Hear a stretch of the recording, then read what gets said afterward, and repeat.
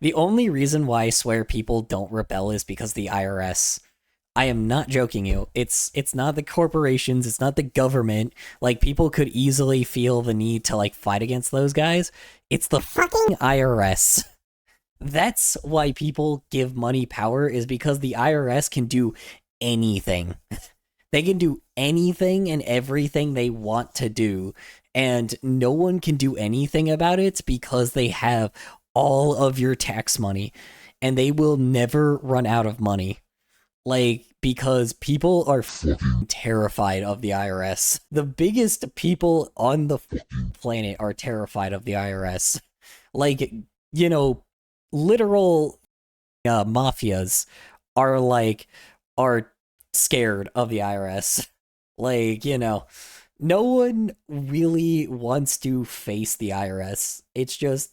They're that fucking scary. If a fucking alien invasion happens, the IRS will will literally take down the fucking UFOs in order to make them pay taxes. They have so much fucking money. They always say I know that they say it's like, oh well, corporations don't pay taxes. They do, just not in the circumstance that people think. They don't pay taxes. They get so many tax breaks, but they also put a lot of money into the IRS as well because they are also just as terrified. Everyone is terrified of the IRS, even big rich corporate conglomerations.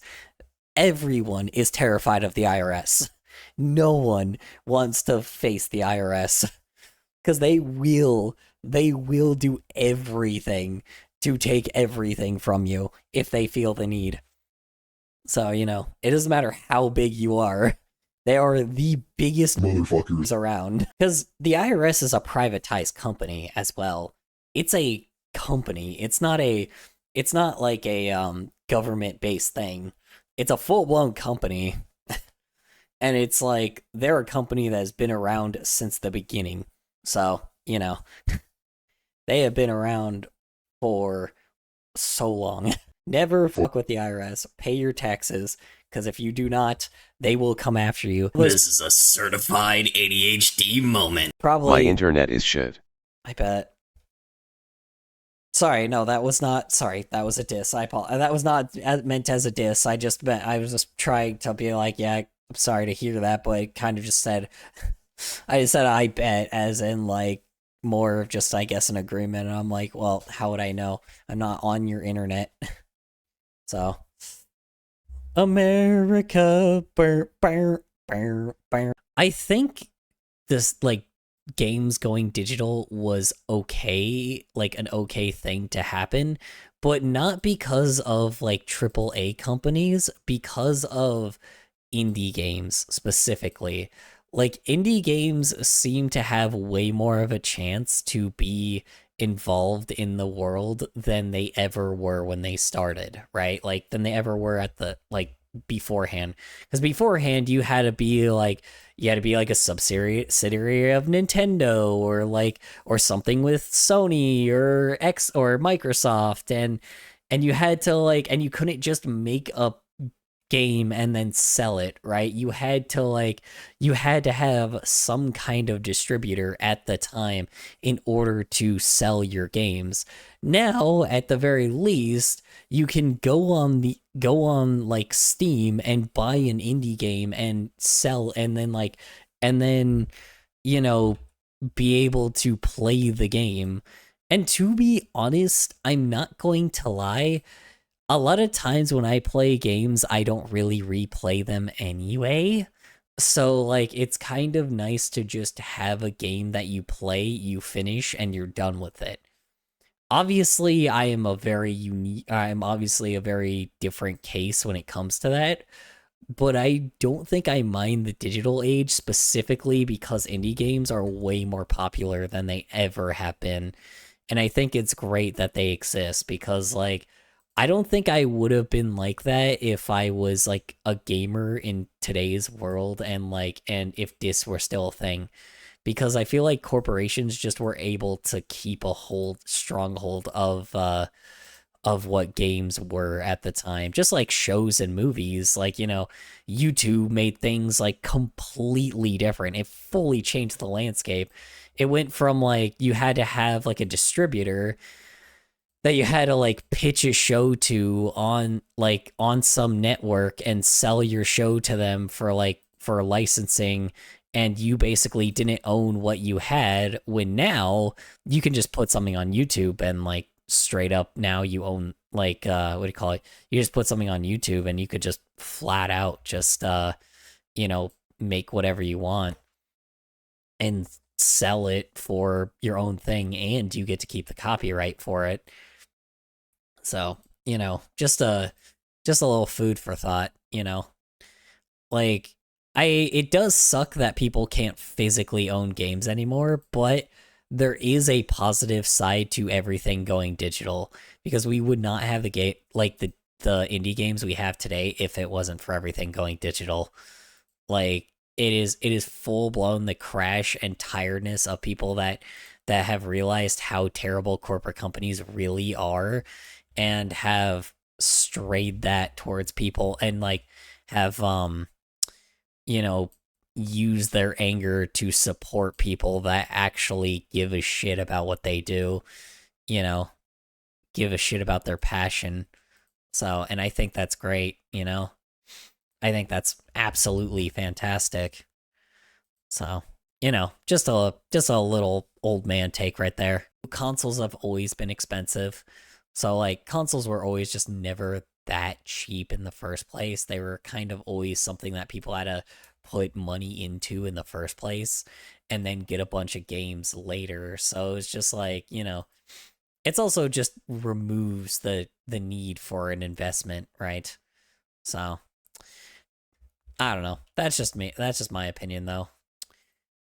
But everybody's different with that, It's just how I feel about certain things are, different from a lot of other people.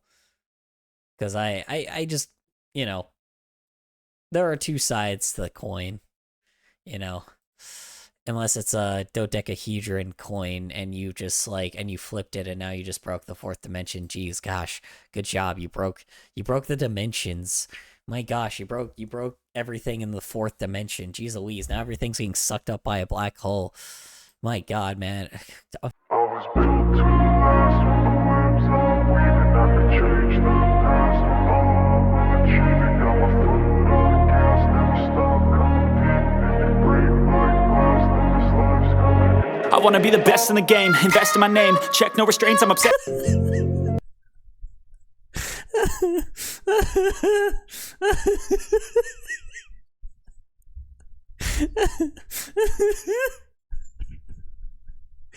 Oh fucking damn! Oh my God, this is the real Brita account. Oh my God, dude, fucking hell! Ay. When of course nobody pours water like that. I hate when I pour a glass of water and fall into the ocean.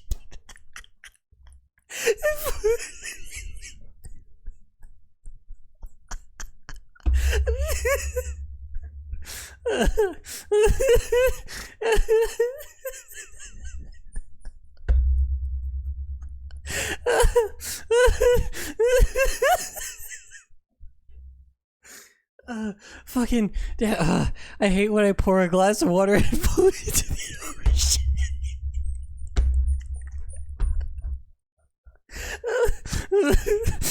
Fuck. God damn it. Okay. Let's try one more time. I hate when I pour a glass of water and fall into an ocean really upset. Please.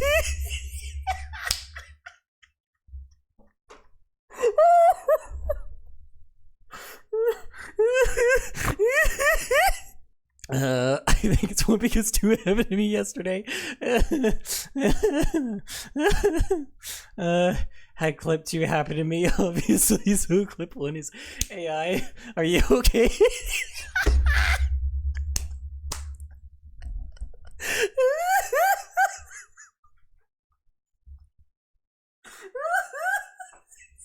people to explore a lot more. Like, everybody's so, like, looking at, like, oh man, but you gotta, like, pay for everything. I'm like, yes and no. At the very least, when you have something that you gotta pay for, at the very least, if it's by someone that is just an individual, it's definitely a lot nicer because at the very least, like, one, they might even have a physical copy of what they have anyway, but two, it also just makes it very eye-opening to, like, people that are greedy versus people that are, like, passionate, if that makes any sense. Or then again, it could just be people are passionate that don't have the resources, and it still makes it fully accessible. And I think that's a great thing. I think it's a good idea to encourage people to consume one thing and move on to the next. Like, I know that sounds bad, but, like, it's good to always have new things all the time, right? It's good to have new media. I know that people are annoyed that it's like, oh man, but stuff isn't rewatchable anymore.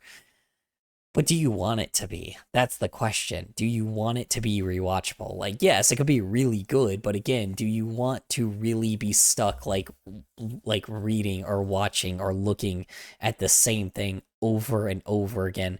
I was there during that time like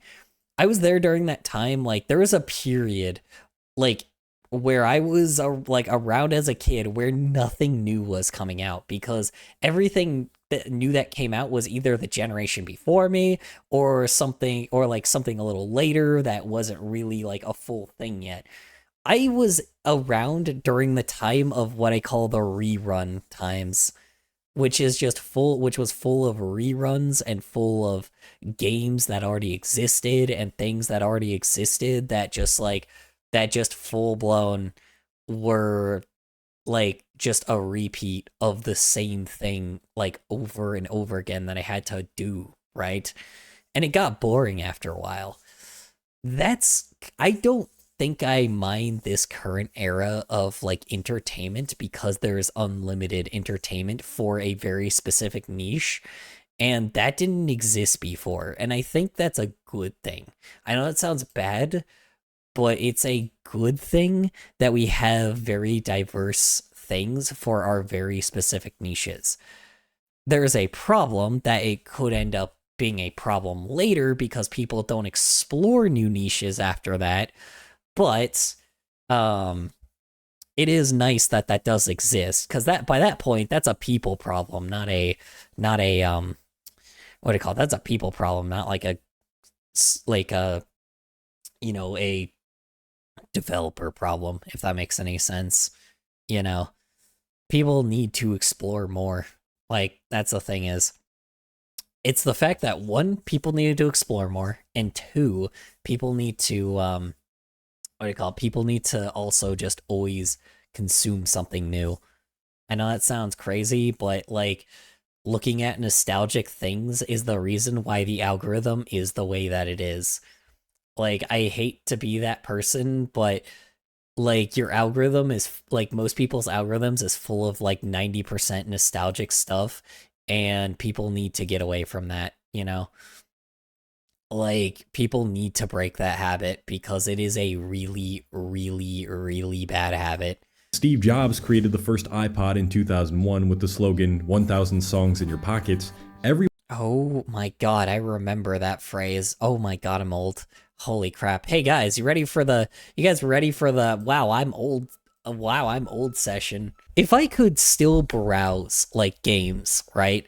Like if I could go to Steam and still browse games that I want to like, or even if I'm like on social media and I see games, right? And it's like, oh yeah, download it on Steam, right? Like, yeah, of course I would do that if I want it digitally. But here's the thing is, if I could still somehow get a physical version of an indie game and still had something that was like a console, like, the problem is you still have to buy the fucking console. That's the issue. You still have to buy a fucking console. Or if I have like my computer here, I built my computer, like, I didn't build my computer. This was the one that was built. But again, I would have to like, if I put like a CD drive into it, I would have to like still buy the computer. And I guess I use the computer for other circumstances, don't get me wrong. I just kind of wish that, like, if I just kind of, by that point, indie games would have to put a lot more money into their physical copies. And that's kind of the issue. They can't do that sometimes. Like, I would gladly be fine with having a CD drive in my computer again, right? And gladly have like a game like be mine and that comes into like the mail, right? And then I put a CD in there and then I can like play online or I can play with friends or I can play this game, right? And it'll be pretty sweet, right? It would be nice. But again, it's that circumstance of like it would probably be too costly for people. Maybe not. Like I said, maybe not, cuz like I said, I have a PC, so I think maybe it wouldn't be so bad. But like, I guess buying a game for a little more that's an indie game and getting a physical copy shipped to me would not be too bad. The issue is I have to pay, like, even when I pay for shipping, it still would be quite a bit, and I would have to do that for every single fucking game that I have. When in reality, with a lot of digital games, I could just buy them and they're just there. But it is true, they could just not be there anymore either. So, it really is a catch-22. It really is a catch-22 of convenience. There is a positive and a negative side to these things. And it's all just, the idea of, like, corporate greed, pretty much, I don't know. It's just, maybe that's just me, but that's just how I feel about it. Anyway, I don't like the Game Pass, that's true. IMA replace your water with dihydrogen monoxide. Dihydrogen monoxide. God, no, please, no. No more dihydrogen monoxide, for the love of God. No more dihydrogen monoxide. No more replacing my water with dihydrogen monoxide. Anyway, replacing things with dihydrogen monoxide. Anyway, that's just oxygen, right? I think. Yeah. No, wait, no, it's H2O. Wait. Dihydrogen. No. Wait. Isn't it just dihydrogen, which is 2, monoxide, which is 1? It's just water. What? Isn't dihydrogen monoxide just water? Hold on. Wait a second. Because dihydrogen means 2, and then oxygen means... Yes. Monoxide means what? Yeah, it's just fucking water. You're replacing my water with water. I was like, I had to look at that for a second. I'm like, wait a minute. I'm like, wait a fucking minute. What do you mean? Okay. God damn, that took me way too long. Anyway, yeah, I don't know.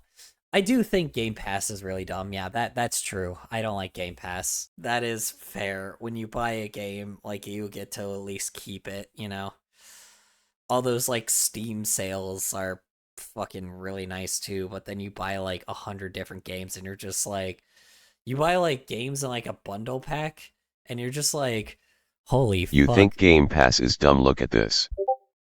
Oh, you sent me a Discord link. Oh no. What the fuck? It's a miracle. It's premium hydrogen infused water. My god. It's what? Huh? Functional fuel. It's not even that much water. It's 12 ounces. It's not a lot of water. Is it like pure? Is it like extra purified or something? It's just water with more hydrogen, I guess. I guess is what it's saying. Functional fuel. Pure super water. So it's just purified water. Huh. Is this real? I'm assuming not because of the graphic design work here. But alleviate super Elevate. water. Elevate, thank you. Oh, you're right. elevate, not alleviate, my bad. $31. What the for a 12-pack of purified water? I could buy a purifier for that much. Why would I? And how much you want to bet people waste their fucking money on this piece of garbage stuff? God, we live in a fucking society. It's a scam to sell rich pretension fuckers overpriced water. It's a scam to sell rich pretension fuckers. Oh yeah, for sure. Let's be honest, like, on top of it as well, like, no one even is actually appealing to rich people anyway, like, except for the people that are, like, selling scam products. Like, that's just basically the same shit. Like, anybody that is rich, people don't really sell to anyway, most of the time, right? Because, like, because rich people kind of just waste their money on really pointless shit, and then, like, and then complain that they waste their money on, like, on things that actually are important, right? So it's just like, rich people fucking suck. Like, just, you know, lo and behold, rich people are the fucking worst. Like, you know, I'm sorry to say this, but rich people... No, I'm not sorry to say this. Rich people are the worst. And that's the thing, is I can say that because, like, even having something as a million is still not enough for, like, a place, like, if you live in, like, California, $1 million is still just, like an average salary, because, like, houses are, like, because, like, mortgages are still, like, fucking, like, a couple $100,000 that you have to still put down, plus, like, pay off a single bedroom house for $1 million. So yeah, like, you know, single bedroom, single bathroom house for $1 million. So it's just like, it's like, when I'm saying rich, I'm not talking about that kind of money. When I'm saying rich, I'm talking about like people that have too much money. Like, when you get into, like, the hundreds of millions and you get into the billions, like, those people are people that typically no one ever appeals to anyway, because rich fucks can't seem to understand the circumstance of what reality is, because they have so much money that they can just spend it on anything, and it's our fucking money. That's the problem. It's always swindling us out of shit that we need to survive, you know? It's always swindling us out of shit that we have to have. It's the worst, dude. Absolute worst. And here's the thing is, all the people that are selling things that are more like quote-unquote luxury items are... There are people so rich they have no connection to the real world. Oh, 100%. Yeah, 100%. Most rich people just do not have any circumstance of understanding of what the average person is. They don't know what an average person is. They just see their group of rich friends that they hang out with, rich people, and they just talk about rich people things. And then if somebody, like, you know, is nearby them that's not, like, also rich, they just eliminate them, you know, because they have the money to do that. You know, no one likes rich people, and I honestly... There was one guy who pretended to be a poor person. Let me try and find something on it. Oh, yeah. I remember that fucking YouTube video. I remember when somebody did that shit where it's like, oh, I'm gonna pretend to be a poor person for a YouTube video. This is crazy. Or like the Ace family when they went to a McDonald's and then worked at a McDonald's was like, huh, guys, this is crazy. I'm like, dude, it's a fucking fast food restaurant. Like, what the fuck are you doing, bro? Like, this makes you so bad looking, man. I'm like, I don't think, like, look, just exposing yourself to it is not enough, you know? Actually, like, just having somebody be from the bottom. People can sympathize with people that are at the bottom and go to the top, right? But most rich people aren't those people, right? Nobody is like that anymore. Everybody, like, basically starts from the bottom and they go to the top. God, I don't like content creators either. I know you probably have like heard me say this a million times, but I don't like most content creators anyway.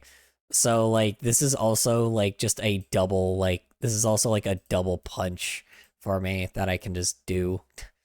So I'm like I literally will have no sympathy for most of them anyway. So it's like I'm also going to be very curious on you know, so this guy's rich and like a content creator, which is the worst type of people. He lost the wheel on both of them. Really so. tough.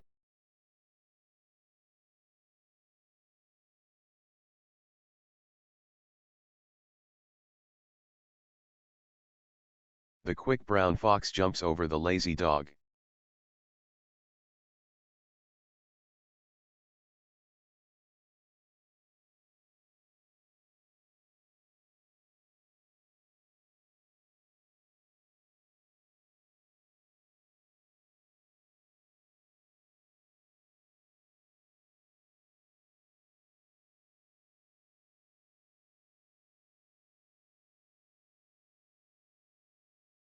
Starting over despite all these grind hustlepreneurs pretending that he did, or somehow trying to spin the story as if he succeeded when in actuality he proved the exact opposite. Now this story of Mike Black has been shared a lot recently, getting 36.4 million views by this guy.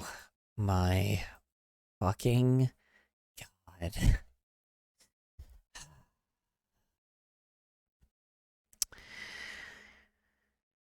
Why do people give this type of fucking attention when they know it's not real? Bro, you know what like 36 million views could have been pointed towards? People that actually like work their fucking ass off for their passion. God. Why? Little reality thing about a lot of content creators, not all of them, but most content creators, the reason why they can do what they do is because their parents house them.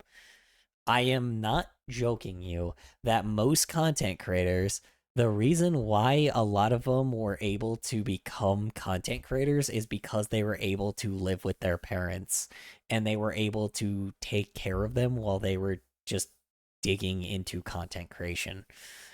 It is most content creators do that now. I have already made this statement a million times, and I literally have a video on it on YouTube that talks about this shit. But like I said, I ask like a lot of modern content creators of like, hey, how did you end up getting this as a full career? And most of them say this thing of like, oh yeah, I just lived with my parents. And I'm like, okay, but how did you achieve like a computer then? And a lot of them are like, oh yeah, no, this is just something I had when I was like a kid or something that my parents gave me. And I'm just like, dude, it's crazy because content creators are the most fucking unrelatable people. When I was like an editor for a lot of these other people too, it just shows how much like I could have just literally gotten into the content creator space and could have been the most relatable. We are technically content creators. We are too. Don't get me wrong, technically. But that's what I'm saying, though. A lot of people like us start from the bottom and are at severe disadvantage, and we can't just grind every day and grow, like, fast as fuck whenever the hell we want. Like, the problem is we can't just stream every single day and hour of our lives and then go to bed, make another video, go to bed, stream, and make another video, go to bed, stream, make another video. It just doesn't happen like that. We have jobs, we have lives, we have things we have to do in the real world. We have to pay bills, we have to pay for things, right? We have to survive in some way, shape, or form. And it's just like, I lived as a impoverished kid. I was impoverished as fuck. And like, do you honestly think that my parents thought anything of content creation? I never was going to actually make it if I did not survive off of the fucking backs of privileged motherfuckers. I edited for these privileged ass motherfuckers that full blown had parents that like just full blown just like supported them the entire way. And don't get me wrong, supportive parents, that's great, right? It's great, right? That's fine. But it's just like, it shows that they're so fucking disconnected that they never had to work a fucking day in their life and still end up working as content creators. It pissed me the fuck off because here I was working for basically pennies and like sometimes for fucking free to maybe get something out of them but I ended up getting fucking nothing because these fuckers were so fucking greedy and so privileged that they did not understand where I fucking was ever coming from.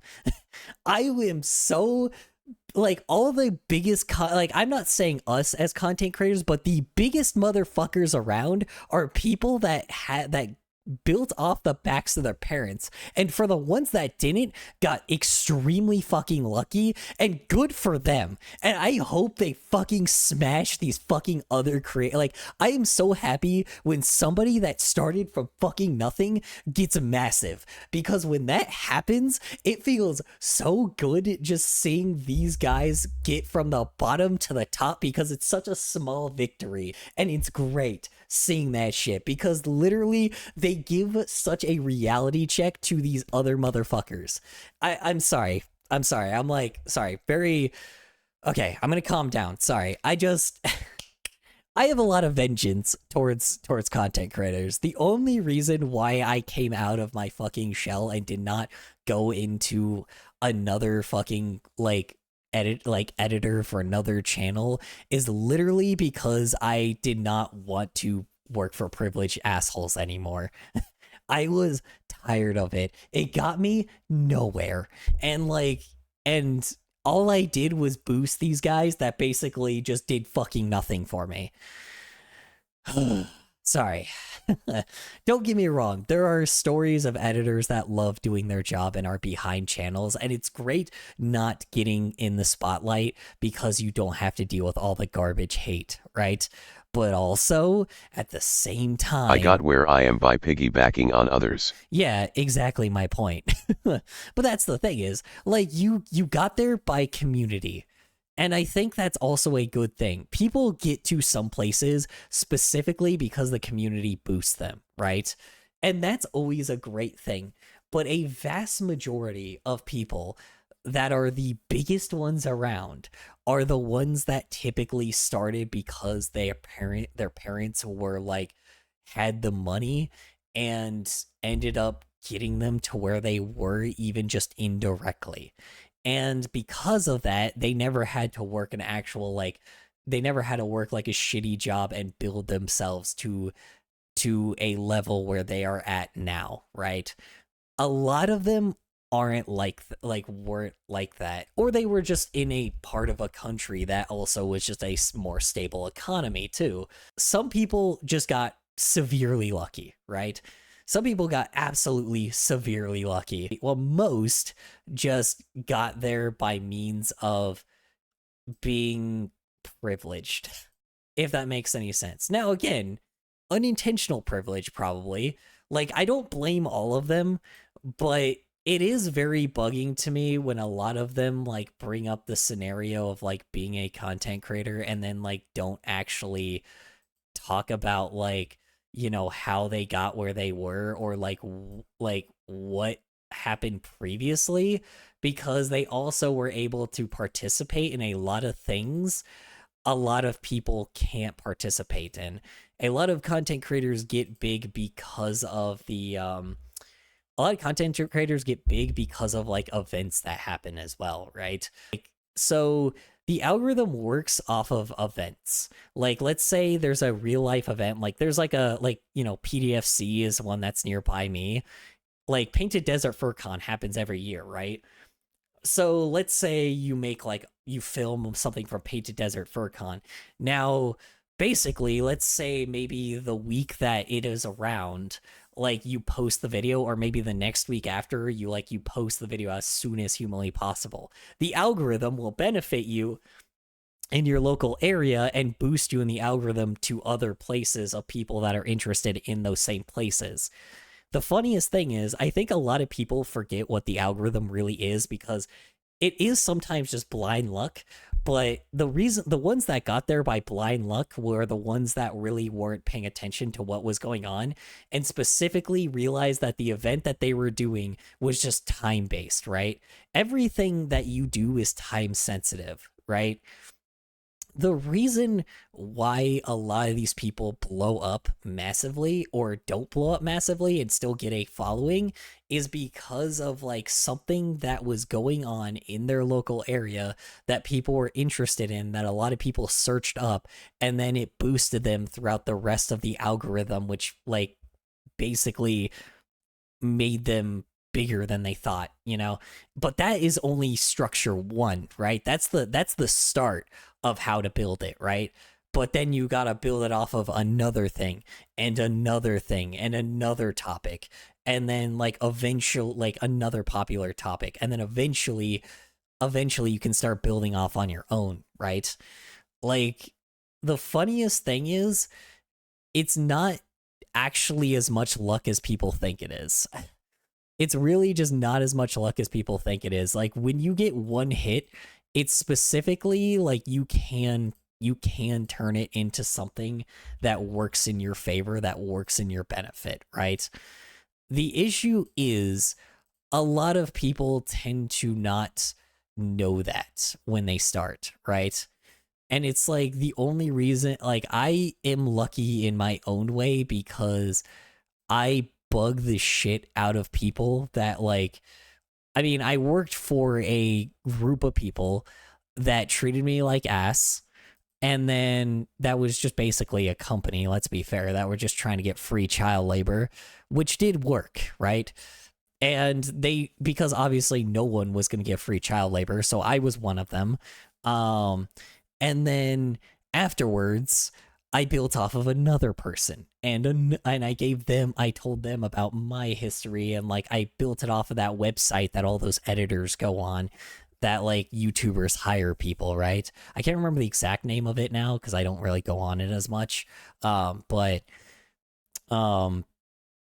there's a website that people hire editors on. I mean, I had my community come in and help you. Yeah, that too. Exactly. Like, that's the thing is, like, I definitely, that too. It's all about networking. Like I said, I mainly do everything against what people prefer now, because specifically, I don't know if I can be near those people again. Like, you know, don't get me wrong, all the people that were there now are definitely not the people I was with, but like, if I ever get that lucky, which I never will, keep in mind. I support Omsk by watching theater videos. Exactly. No, yeah, and it's a community-based thing, and it's nice. There is two sides to this coin.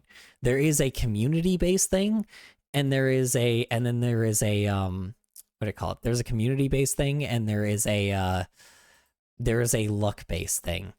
And then there is a local-based thing.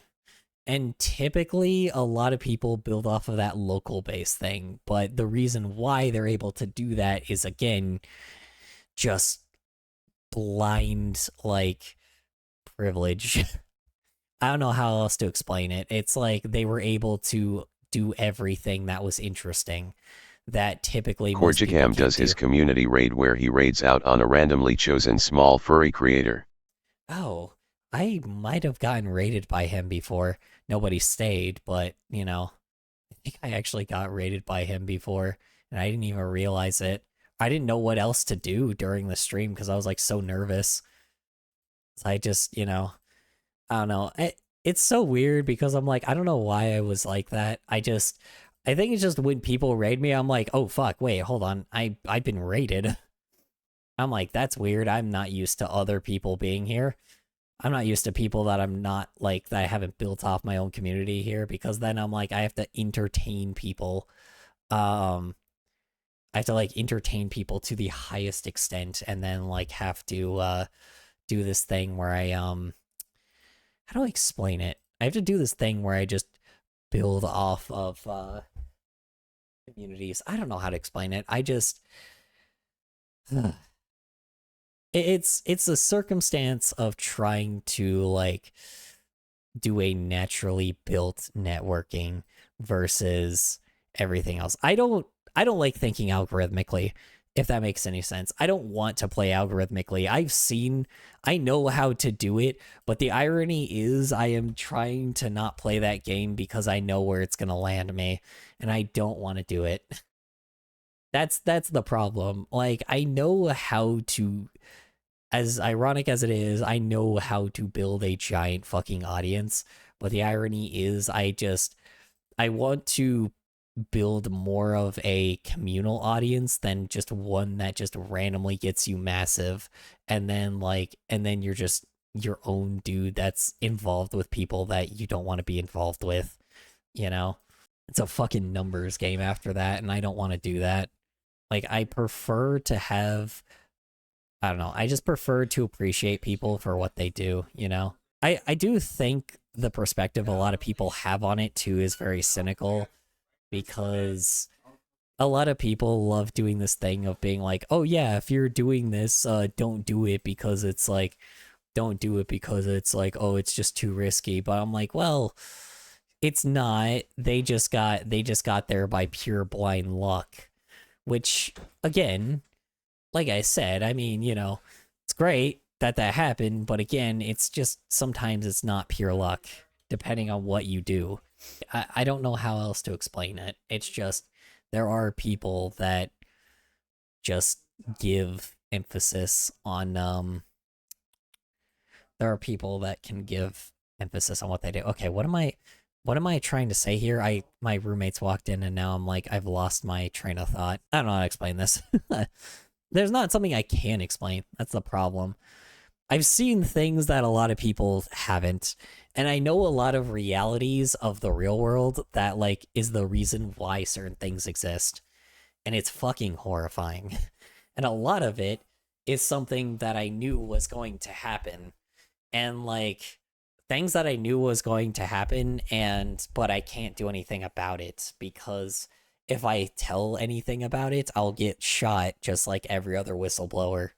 So, you know, I know too much, if that makes any sense. So basically, I'm just using it on my own, because at the very least, you know, my whole goal is to entertain people and still treat people like people. That's my thing.